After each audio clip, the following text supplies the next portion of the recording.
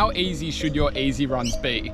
Now, you hear from a lot of people that you've got to keep your easy runs easy, but today we're going to be showing you 2 objective tests that will show you exactly how to do that using numbers. Now, we're going to be using these tests today to work out something called your first ventilatory threshold. Now, what this is, it's a marker of intensity that can be observed in a person's breathing at the point in which lactate starts to accumulate in the blood. So basically, it's the point where your breathing is going to get a lot harder because you're working harder, and then your body's going to shift from using the oxygen you breathe as fuel and shift into the anaerobic system. So by doing these tests, what we're going to work out is the speed at which you reach that threshold so that you can do your easy runs at below that threshold in order to maximize your aerobic runs. So the first test we're going to be doing is the maximum aerobic speed test. Now what this test is, it's going to be 6 minutes trying to run pretty much as fast as you can and cover as much distance as you can in that 6 minutes. That's enough chat for now. Let's get straight into it.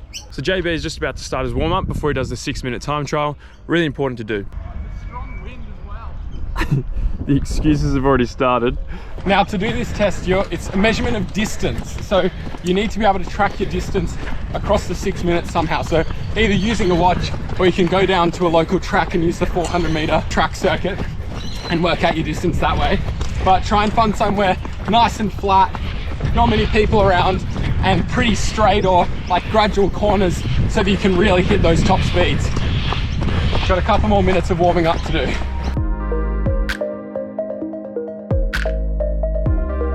About an 800-meter warm-up done. I'm ready to get into it. 6 minutes, all out. You've got to pace it properly. So sometimes it's even worth doing this test twice, which we won't be doing today. Here we go. Watch me go, never slow, make 'em whoa. Watch me go, watch me go.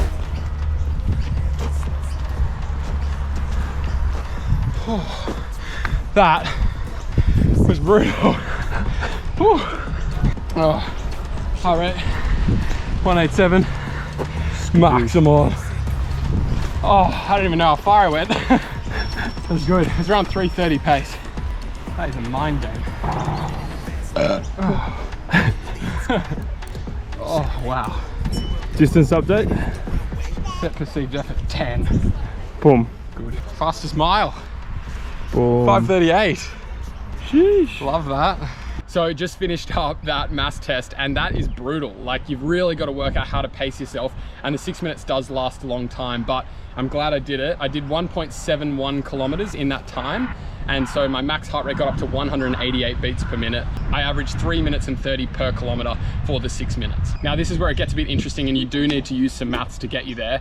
But what you need to do now is convert the distance that you ran in the 6 minutes into kilometers per hour. And the easy way of doing that is just times whatever kilometers you got. So for me, 1.71 by 10, and that equals 17.1 kilometers per hour across the 6 minutes. Now from here, you're gonna take a percentage of that to work out that first ventilatory threshold, and that's 65%. So I got 17.1 kilometers an hour, and we're gonna times that by 0.65, and that is my first ventilatory threshold. Now from here, you need to convert that new speed that you've got, the 65% of your maximum aerobic speed, and you need to convert that back into pace, so in minutes per kilometer run. Now this is a bit of complex math, so you can either use a calculator if you know how to do it, but we'll just put a link down in the description so you can type in your kilometers per hour reading that you just worked out, and then that will automatically convert it into pace. And what this pace is, this is the maximum pace you should be running on your aerobic runs. So for me, mine converted to 5 minutes and 22 seconds per kilometer. So when I'm out doing my easy runs, if I'm running faster than that,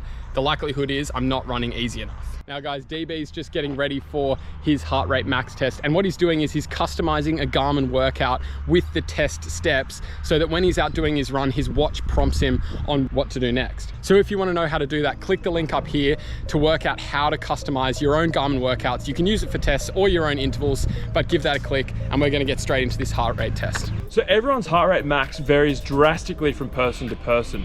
So the only way to find out your heart rate max is to induce it. We have a really simple test, the heart rate max test, which consists of about 4 kilometers. So the HR max test is actually quite simple to perform.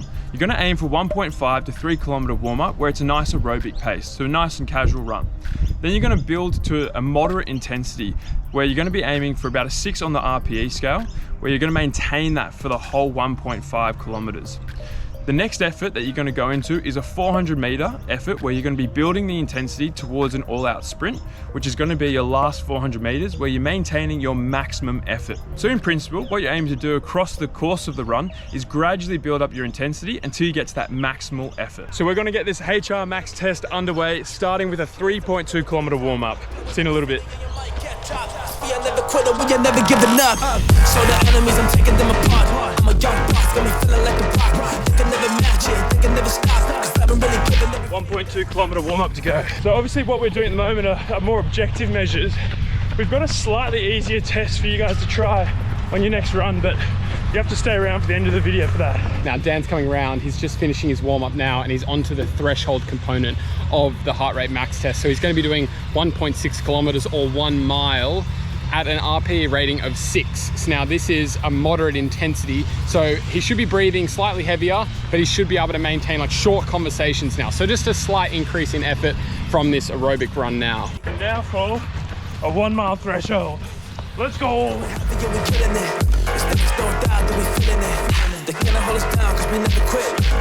Now, some of you are probably thinking this is a bit of a pain in the ass trying to work out your heart rate max by doing a 5K run, but you got to think about it takes a while for your heart rate to reach those higher zones, and you want that slow, gradual increase in effort and intensity to be able to reach those zones as well and not burn yourself out too soon. That's why he's taking this real gradual approach, longer at the start, shorter intervals as it speeds up. So Dan's nearly up to the 3rd phase of this heart rate max test. So now he's going to gradually accelerate across the next 400 meters into then an all-out effort, maximal effort for the last 400 meters. Now, this is going to be different pace compared to what person you are. This is going to be the thing that pushes him up to that heart rate max. 400 meter, ramping it up now. every day. I'm the new leader, it's time for a change. The 400.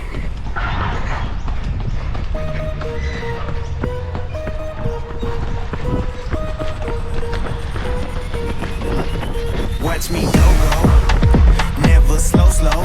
Nothing like 10,000 school kids ruining the test. Come on, JB. Watch me go, never slow. Make 'em whoa. Watch me go. Ready, set, go.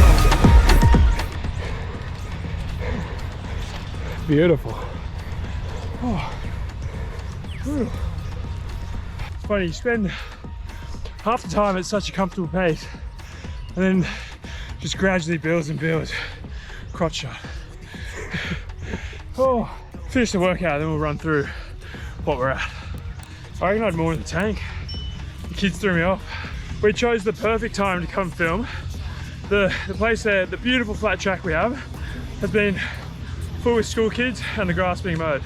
Perfect sound conditions. So guys, just finished the heart rate max test. Quick summary, it was 5.6 kilometers in total. My max heart rate was 196. So to find our first ventilatory threshold from doing the max heart rate test, so in my case, my max heart rate was 196.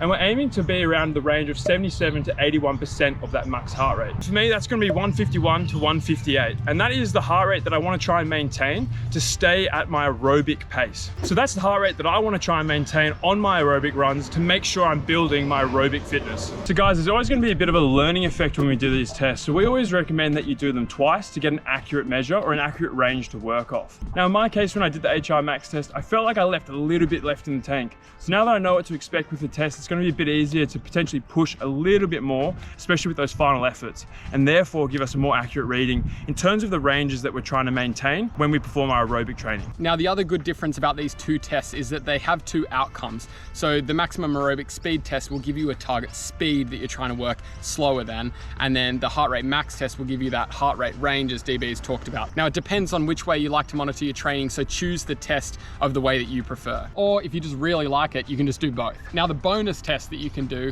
and you can use this out on your next run, is the talking test. Now, we've harped on about this a lot, and we've said, make sure you run conversationally and all of that, and you're probably sick of it, but this is actually an objective way to use the talking test. So you're gonna go out on your next run, and you're going to recite a 49-syllable sentence, and you should be feeling that comfortably. Now, comfortably is completely subjective. If you're unsure, that means it's uncomfortable and you need to slow down. But basically, your max aerobic heart rate or pace is going to be at that speed that you're running, where you can recite that 49 syllables without feeling uncomfortable. So guys, that is the science behind the conversational pace, so the 49 syllables. But keep it simple, just make sure you can maintain your conversation. That's it for today, guys. If this helped you out in any way, please help us out by hitting the subscribe button.